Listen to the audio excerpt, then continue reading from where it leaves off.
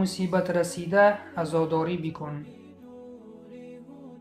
به نام عزت پاک با عرض سلام و ادب و احترام. برخیز و به چپ و راست نظر نما. البته چشمت را اتفاق می افتد که انسان مبتلای غم و غصه و مصیبت زده را می بینی. چنان می گویند زاغی بیداغ نیست. در دنیا مصیبت زدگان و مبتلایان زیادند و در غم و غصه تو تنها نیستی و تنها تو از مصیبت دور نیستی. مصیبت تو در آن است که از مصیبت دیگران آگاه نیستی. آگاه هم باشی خیلی کم آگاهی. در دنیا بیمارانی هستند که سالیان سال بستری اند.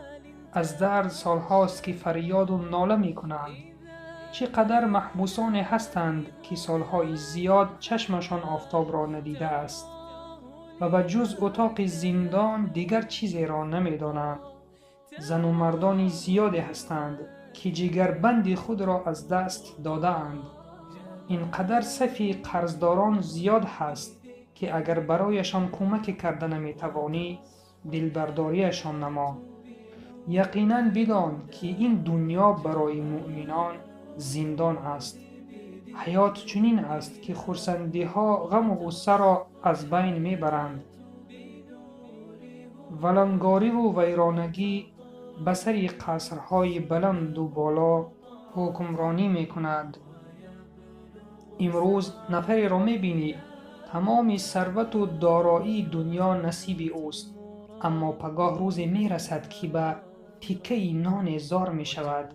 امروز انسانی را تنومند و سالم می بینی، اما پگاه لاغر و کم قوت و بیمار و ضعیف می گردد.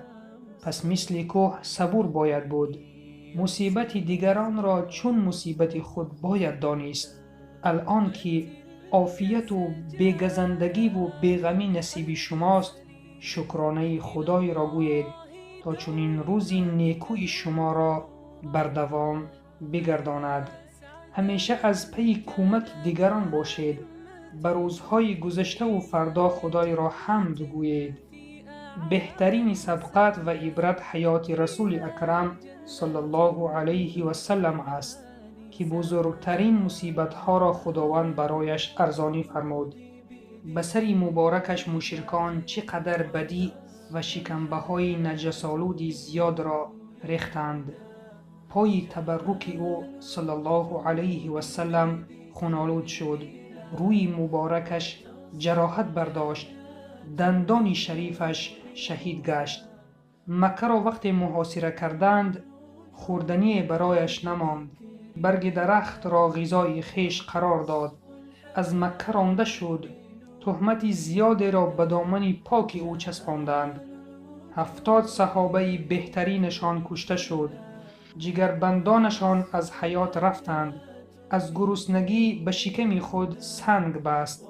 تهمتی را که گویا پیامبر ساحر و دروغگو و جادوگر است تحمل کرد. آیا این بزرگترین و سختترین مصیبت نیست؟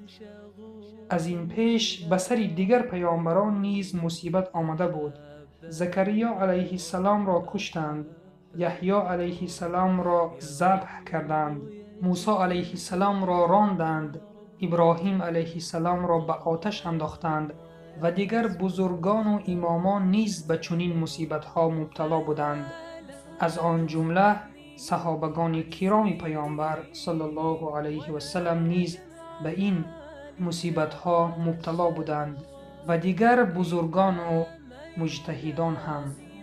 پس برادر و خواهر عزیزم، اگر به سرت مصیبت آمد پس بدان که الله تو را دوست می دارد و روز قیامت همراهی این بزرگان زنده خواهی شد و با همراهی آنها در بهشت اعلی به تو جای داده می شود. پس صبر را پیشه کن و سلام بر آن شخصانی که راه هدایت را پیشه گرفتند. بذكر الإله